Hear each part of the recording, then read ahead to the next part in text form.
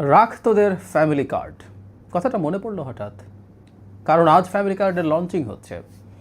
নির্বাচনী প্রচারণা যখন চলছিল, একটা পর্যায়ে জামায়াতের আমির ভীষণ ক্ষোভ দেখিয়ে কথাটা বলেছিলেন, রাখ তোদের ফ্যামিলি কার্ড। রীতিমতো তুইতকারী ফ্যামিলি কার্ড নিয়ে তখনও কথা বলেছে, এবং তারই ইরিটেশন দেখে আমার ইন্টারপ্রিটেশন ছিল বিএনপির প্রস্তাবিত ফ্যামিলি কার্ড জনগণের মধ্যে অসাধারণ সাড়া ফেলছে, এটা নিশ্চয়ই তিনি আঁচ করেছেন এবং সেজন্যই তার এই ক্ষুব্ধতা। যাই হোক, আজ কিছুক্ষণের মধ্যেই ফ্যামিলি কার্ড কর্মসূচির উদ্বোধন হতে যাচ্ছে। প্রাথমিকভাবে সারা দেশে এটা একটা পাইলট, এটা কিন্তু মূল প্রকল্প না। জুনের পর মূল প্রকল্প শুরু হবে এবং এটা সঠিক যেটা ধাপে ধাপে বাস্তবায়ন করা হবে, এবং এটাও বিএনপি তার প্রতিশ্রুতিতে এভাবেই বলেছে। আপাতত 37,000 পরিবারের কাছে ফ্যামিলি কার্ড পৌঁছে দেওয়া হবে, 2,500 করে টাকা দেওয়া হবে। আমরা খেয়াল করি, একটা সরকার শপথ নিয়েছে 1 মাসও হয়নি, তার মধ্যেই ফ্যামিলি কার্ড মানুষের কাছে পৌঁছে দিতে শুরু করেছে। বিএনপির এই ব্যাপারটা আমাদের মাথায় রাখতে হবে। এই কদিন আগেও বিএনপির আরেকটা নির্বাচনী প্রতিশ্রুতি, ইসলাম বা অন্যান্য ধর্মের ধর্মগুরুদের ভাতা দেওয়া শুরু, সেটারও পাইলট প্রকল্প শুরু করে দিয়েছে এবং এই ঈদের আগেই সেটা কার্যকর হতে শুরু করবে। একটা দেশের গণতান্ত্রিক ব্যবস্থা যখন কাজ করে, সবসময় বলতাম যে গণতান্ত্রিকভাবে নির্বাচিত সরকার এবং ভবিষ্যতে গণতান্ত্রিক নির্বাচনের মাধ্যমে, গ্রহণযোগ্য নির্বাচনের মাধ্যমে নির্বাচিত হতে চাওয়া সরকার জনগণের জন্য কাজ করবে, কাজ করতেই হবে, করতেই হয়। এভাবে আমরা দেখছি বিভিন্ন ক্ষেত্রে বিএনপি তার প্রতিশ্রুতি বাস্তবায়ন করে যাচ্ছে, এবং আমি ব্যক্তিগতভাবে মনে করি, আমি এটা নিয়ে আমার নির্বাচনের আগে একটা ভিডিওতে বলেছিলাম যে এই একটা জিনিস বিএনপির বিজয় বিরাট ইম্প্যাক্ট ফেলবে, এবং আমি নিশ্চিত এটা ইম্প্যাক্ট ফেলেছে।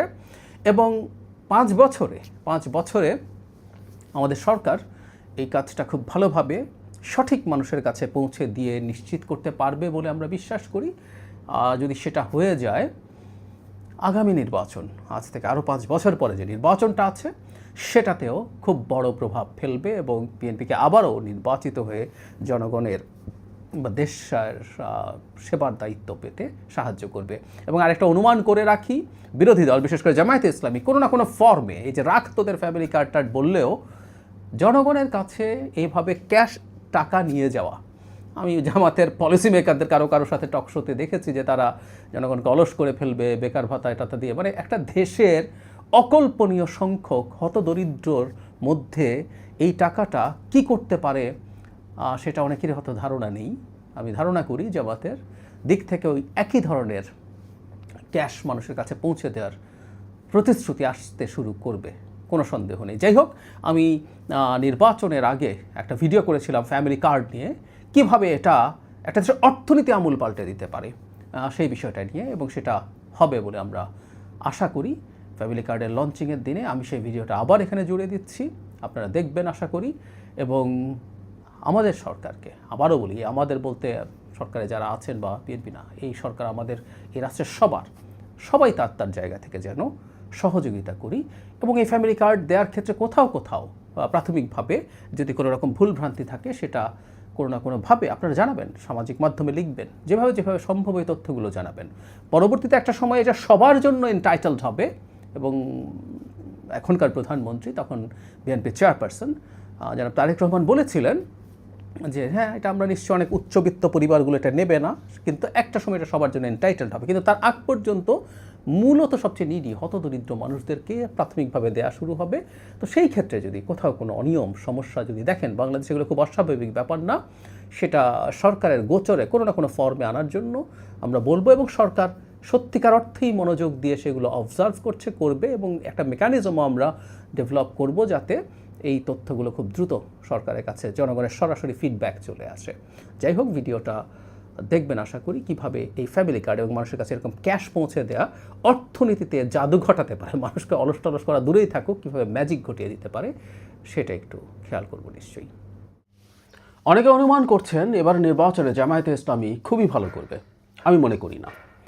আমি বিশ্বাস করি বিএনপি একটা ভূমিধ্বস বিজয় পেতে যাচ্ছে, নানা কারণে। এর মধ্যে খুব গুরুত্বপূর্ণ হচ্ছে বিএনপি যেসব কর্মসূচি মানুষের সামনে আনছে, জনগণের জন্য সে কি করতে চায়, সেটা একটা বড় কারণ হয়ে দাঁড়াবে। যেমন এই মুহূর্তে বিএনপি নির্বাচনী প্রতিশ্রুতির মধ্যে সবচেয়ে বেশি শোনা যায় এবং সম্ভবত মানুষ সবচেয়ে বেশি কানেক্টেড হয়েছে ফ্যামিলি কার্ডের সাথে। এই কার্ডটা মানুষের জীবন তো বটে, দেশের অর্থনীতি পাল্টে দিতে পারে, আমূল অর্থনীতি পারে। বিএনপি তার ব্যাখ্যায় অর্থনীতির ব্যাপারটা খুব বেশি ওভাবে বলছে না, আমি সেটাও একটু বলতে চাই। যারা তারেক রহমান এটা একটা পডকাস্ট বানিয়েছেন, আপনারা এটা একটু দেখে নেবেন। অত্যন্ত সাবলীল উপস্থাপনায় তিনি জানিয়েছেন ফ্যামিলি কার্ড কী, কেন, কাদের জন্য। আমি খুব বেশি কথা বলতে চাই না, তারপরে তার সেই বক্তব্য এবং এতদিন পর্যন্ত বিএনপি যা বলেছে তার কাছ থেকে দু একটা কথা একটু জানাতে চাই। তিনি কার্ডটা দেখিয়ে বলছেন যে এই কার্ডটা তারা ধাপে ধাপে মানুষের কাছে পৌঁছে দিতে থাকবেন, গ্রামীণ এবং অনগ্রসর জায়গাগুলো থেকে দরিদ্র মানুষের কাছে, একটু নিচুতে যারা আছেন আর্থসামাজিক অবস্থানে, আর্থিক অবস্থানে, তাদেরকে দিতে শুরু করবেন। ধাপে ধাপে তারা প্রতিটা মানুষের কাছে পৌঁছে যেতে চান। এটা একটা ডিজিটাল কার্ড, এর মধ্যে রেকর্ড থাকবে, এটা রিড করা যাবে শেষ পর্যন্ত প্রত্যেককে। তিনি উদাহরণ দিচ্ছেন একজন দরিদ্র মানুষ যেভাবে পাবেন, একজন ইউএনও বা সরকারি কর্মকর্তার পরিবারও সেটা পাবে, সেটা তিনি বলছেন। তবে তিনি এক্সপেক্ট করেন, যেটা আমিও মনে করি, সবাইকে দেয়ার কনসেপ্ট এটা একটা জটিলতাও সমাধান করতে পারে। যেমন আমরা যখন কাউকে ভালনারেবল কাউকে দিতে চাই, সেটা খুঁজে বের করা কঠিন এবং এর মধ্যে প্রচুর দুর্নীতি হয়। আওয়ামী লীগের সময় দেখেছি আমরা, আওয়ামী লীগের পক্ষ থেকে বলা হয়েছিল সোশ্যাল সেফটি নেটে যারা আছে তাদের বিরাট একটা অংশ, প্রায় 45%, আওয়ামী লীগ হিসাব করেই বলেছিল, তাদের অন্য একটা মন্ত্রণালয়, যে তারা সঠিক মানুষের কাছে যায় না, যাদের প্রয়োজন নেই তাদের কাছে যায়। তো সেই যদি হয় প্রেক্ষাপট, যদি সবাইকে দিয়ে দেওয়া যায়, তাহলে আসলে দুর্নীতিটা হচ্ছে না। এবং তিনি রাইটলি বলছেন যে যার প্রয়োজন নেই সেটা নিশ্চয়ই মানুষ নেবেন না। যেমন আমার পরিবার নেবেন না, আমি জানি এরকম আরও অনেক পরিবার আছে এই কার্ডটা নেবেন না। ফলে অ্যাপারেন্টলি যতগুলো কার্ড দরকার তার চেয়ে কম হবে। এবং সেটা যদি হয়, তিনি এটাও বলছেন সেইটা তিনি অন্য পরিবারের মাধ্যমে ওই বাজেটটা বন্টন করে দিতে পারেন। কে দেওয়া হবে এর মাধ্যমে? 2 থেকে 2,500 টাকা, মানে এটা এখনো ফিক্সড হয়েছে বলে মনে হয় না। আমি ধারণা করি তিনি এটা পরবর্তীতে যখন ফাইনালি বসবেন বাজেট বা সব কিছু নিয়ে রাষ্ট্র ক্ষমতায় আসার পর, তখন ডিসাইড করবেন। তাহলে 2,000 ন্যূনতম পক্ষে এটা টাকা, অথবা একই রকম অত্যাবশ্যকীয় খাদ্য। আমি স্ট্রংলি বলতে চাই, কোনোভাবেই এটার মাধ্যমে, আই রিপিট, কোনোভাবেই এটার মাধ্যমে খাদ্যদ্রব্য বা কোনো পণ্য দেওয়া উচিত হবে না। আমি জানি দলের মধ্যে থাকা বেশ কিছু মানুষ এবং সরকারে থাকা লোকজন চাইবে খাদ্য বা পণ্য দেওয়া হোক, কারণ এতে অনেকের নানা রকম ব্যবসার পথ খোলে। কিন্তু এটা করতে গিয়ে মহা বিপদ হবে, কারণ হচ্ছে এটা ম্যানেজ করতে গিয়ে যে রাষ্ট্রীয় রিসোর্স খরচ হবে এবং যে পরিমাণ অপচয় হবে সেটা অকল্পনীয়। আজকে মোবাইল ফাইন্যান্সিংয়ের যুগে টার্গেটেড মানুষের কাছে মুহূর্তেই টাকা পৌঁছে দেওয়া যায়। এটা গত সরকারের সময় থেকেই বিভিন্ন রকম সামাজিক সুরক্ষার ভাতা এবং ছাত্রছাত্রীদের বৃত্তি সব এভাবেই গেছে। তো সেটা যদি হয়, মানুষের কাছে সরাসরি পৌঁছে দেওয়াই উচিত হবে, আমি মনে করি এটাই জরুরি, এর বাইরে কিছু হওয়া উচিত না। এখন যেটা হয়েছে, তিনি তার বক্তব্যে যেটা বলছেন যে পরিবারগুলো যখন এই পরিমাণ টাকা পাবে, খুবই দরিদ্র পরিবার যাদের খুব সামান্য টাকা, কয়েক হাজার টাকায় তারা পরিবার চালান, তাদের কাছে 2,000 টাকা কিন্তু অনেক টাকা, একটা বড় সাহায্য তারা পাচ্ছেন। সেটা দিয়ে তারা যা প্রয়োজন, খাদ্য প্রয়োজন হলে খাদ্য কিনবেন, পণ্য প্রয়োজন হলে অন্য কোনো পণ্য কিনবেন, প্রয়োজনে চিকিৎসা কিনবেন, শিক্ষা কিনবেন, যেটা তার প্রয়োজন সেটা তা কিনবেন। এবং সেটাই তিনি বলছেন এই পরিবারগুলোকে তার চেহারা, তার ধরন পাল্টে দেবে। আমি একটা গুরুত্বপূর্ণ জিনিস মনে করি, বিশেষ করে দরিদ্র পরিবারগুলোতে আমরা যদি টাকা পৌঁছে দেই, তারা যদি খাদ্যের পেছনে এটা প্রচুর ব্যয় করে, তাহলে আমাদের একটা ক্রনিক ম্যালনিউট্রিশন আছে, যেটার কোনো দিন আসলে কাটিয়ে ওঠা যায় না। আজ থেকে 10 বছর পর আমাদের অর্থনীতি, 20 বছর পর অর্থনীতি যদি বেশ খানিকটা ভালোও হয়ে যায়, যে শিশুগুলো এই সময়ের মধ্যে বড় হলো, সে যে অপুষ্টির শিকার হয়ে বড় হলো, তার স্টান্টেড গ্রোথ বলে, এটা শুধু বাইরের মানে তার হাইট দিয়ে আমরা মাপি, তাতে বোঝা যায়, কিন্তু হাইটই শুধু না, তার ইন্টারনাল অর্গানস এগুলো ঠিকমতো ডেভেলপ করে না, ফলে সে নানা রকম রোগ ব্যাধিতে ভোগে, তার লাইফ এক্সপেক্টেন্সি কমে যায়। সেটা একটা ম্যাসিভ পরিবর্তন হবে, দেশের কর্মক্ষম জনগোষ্ঠী অনেক বেশি সক্ষম হয়ে উঠবে শারীরিকভাবে, এই জিনিসগুলো ঘটবে। আর একই সাথে শিক্ষা স্বাস্থ্যে যুক্ত হয়ে তারা আরও শিক্ষিত, আরও ভালো দক্ষ এবং আরও স্বাস্থ্যবান হয়ে উঠবে। এটা এক অসাধারণ ব্যাপার হয়ে উঠতে পারে। তিনি জানিয়েছেন যে এটা নারীদের হাতে দেয়া হবে। এই কনসেপ্টটা মূলত আমি মনে করি বাংলাদেশে প্রথম ডক্টর ইউনূস শুরু করেছেন। তিনি গ্রামীণ ব্যাংকে যে লোন নারীদেরকে দিয়েছেন, তার যে কনসেপ্ট সেটা খুবই সঠিক ছিল। আর গ্রামীণ ব্যাংকের মাইক্রোফিন্যান্স দিয়ে দারিদ্র্য দূর করে ফেলা যাবে, এগুলো হাস্যকর কথা, কিন্তু এটার একটা ইকোনমিক ইম্প্যাক্ট আছে। এবং নারীর হাতে দেওয়া কনসেপ্টটা ইজ এক্সেলেন্ট, কারণ হলো নারীর হাতে যখন টাকা যায়, নারী ওই টাকাটা অপচয় করার প্রবাবিলিটি প্রায় শূন্য। পুরুষদের হাতে, বিশেষ করে যে শ্রেণীটার কথা আমরা বলছি, তাদের অনেকেরই নানা রকম বদভ্যাস থাকেন, তারা অনেকেই স্মোকার, তাদের কেউ নেশা করেন, কেউ জুয়া খেলেন, বা অন্য কোনো বন্ধুদের সাথে আড্ডা মেরে টাকা উড়িয়ে দিতে পারেন, সেই প্রবণতা থাকে। কিন্তু এই দরিদ্র পরিবারের পুরুষদের মধ্যেই অনেকের মধ্যে থাকে, কিন্তু নারীদের সেটা থাকে না। তিনি তার সন্তান, তার সংসারকে আঁকড়ে ধরে রেখেই জীবনযাপন করেন। সুতরাং এই টাকাটা নষ্ট হবে না, এটা ধারণা করা যায়। একটা কথা একটু বলে রাখা ভালো, এটা বাজেট কিভাবে আসবে তার বক্তব্য এটা থাকলে ভালো হতো, কিন্তু আমি একটা ধারণা করি। আর আমি যেটা বলছি সবচেয়ে গুরুত্বপূর্ণ, কীভাবে এটা অর্থনীতিকে পুরো পাল্টে দিতে পারে, সেই কথাটাও আমি একটু বলতে চাই। বিএনপির উচিত হবে এটা সামনে আনা। যেমন ধরি, অনেকে বলবেন 2000 টাকা করে যদি 4 কোটি পরিবার হয়, 8000 কোটি টাকা মাসে, এটা তাহলে বছরে 96,000 কোটি টাকা, মানে কম বেশি 1 লাখ কোটি টাকা সংস্থান থেকে আসবে। আমি প্রাথমিকভাবে মনে করি এই মুহূর্তে এক্সিস্টিং যত সোশ্যাল সেফটি নেট কার্ড আছে, এটা যদি চালু করা, যে পরিবার এটা পাবে সেই পরিবার ওটা বন্ধ করে দেওয়া যাবে। যেমন সর্বোচ্চ 750 টাকা পর্যন্ত ভাতা আছে, 500, 750, বিভিন্ন ক্যাটাগরিতে, বয়স্ক ভাতা, বিধবা ভাতা, প্রতিবন্ধী ভাতা, এরকম নানান রকম ভাতায় এক পরিবারে যদি দুজনও কোনো ভাতা পায়, 500, 1000 টাকা পাচ্ছেন 2 ক্যাটাগরিতে। 2000 টাকা যদি তারা পান, তাহলে তাদের আসলে এগুলো লাগে না। সুতরাং অলরেডি বাজেটে সোশ্যাল সেফটি নেটের যে বাজেট আছে, সেই বাজেটটা আসলে না থাকলেও চলে, সেটা তুলে দিলে সেই বাজেটটা এর মধ্যে ঢুকিয়ে দেওয়া যায়, সাথে যোগ হবে। সুতরাং অর্থের সংস্থান খুব কঠিন না। আর ওই যে বলা হয়েছে, এটা একসাথে করে ফেলা হচ্ছে না, ধাপে ধাপে করা হবে। সুতরাং আমাদের অর্থনীতির সাইজ বাড়তে থাকবে।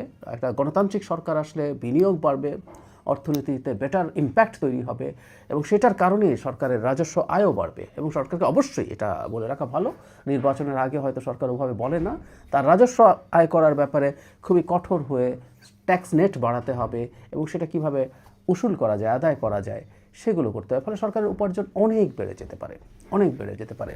আমাদের খুবই নিচু ট্যাক্স জিডিপি রেশিও 9 বা তারও নিচে, এটা 12, 13, 15 পর্যন্ত নিয়ে যাওয়া যাবে 5 বছরে, কেউ যদি সিনসিয়ার হয়, তাতে অনেক টাকা আসবে সেগুলো। সুতরাং এই অর্থের সংস্থান করা যাবে।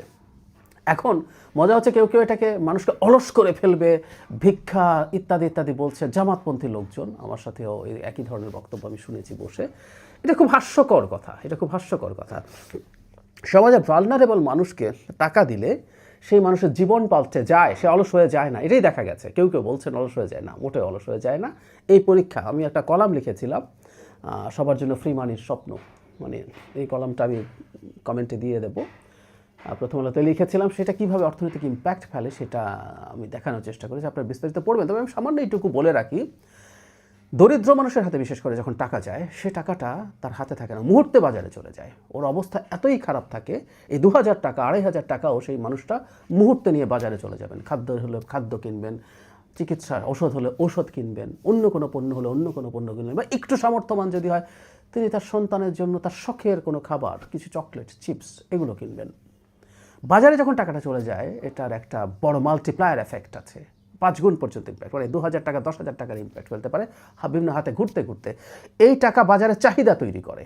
মানে আমরা যদি 4000 পরিবারকে 8000 কোটি টাকা প্রতি মাসে বাজারে সরাসরি চলে যায়, এটার 30-40 হাজার কোটি টাকার ইম্প্যাক্ট পড়বে বাজারে। এটা হিউজ, ওটা চাহিদা তৈরি করছে। আমি একটু খানিকটা, মানে অত্যাবশ্যকীয় পণ্য তো বটে, খানিকটা বিলাসী পণ্য, বাচ্চার জন্য চিপস কিনতে গেছেন কেউ, চিপসের ডিমান্ড তৈরি হচ্ছে, সেটা ফ্যাক্টরি তৈরি হবে, মানে ওই ফ্যাক্টরি, যে ফ্যাক্টরি চিপস বানায়, সে নতুন করে ফ্যাক্টরি, মানে তার এটাকে বড় করবে, সেটাকে বাড়ানোর চেষ্টা করবে, নতুন এমপ্লয়ি নেবে, ওটাকে কর্মসংস্থান তৈরি করবে। আবার ওখানে যারা চাকরি করবে তাদের বাইং ক্যাপাসিটি বাড়বে, তারা আবার বাজারে যখন খরচ করতে যাবে সেটা আরও ডিমান্ড তৈরি করবে। সো এটার ইকোনমিক ইম্প্যাক্ট ইজ হিউজ। সরকার যদি, আগামী সরকার, বিএনপি সরকার যদি এই টাকাটা আসলে এভাবে মানুষের কাছে পৌঁছে দিতে পারে, অর্থনীতির খোলনলচে পাল্টে যাবে। সুতরাং এটাকে অলস টাকা, মানুষকে অলস করে ফেলা হবে। মানুষের, মানে প্রচুর দেশে এম্পিরিক্যাল এভিডেন্স আছে, মানুষকে এভাবে টাকা দিয়ে কোনোদিনও মানুষ অলস হয়নি, কোনোদিন হয়নি। এটা ফালতু প্রচারণা, ফালতু প্রোপাগান্ডা।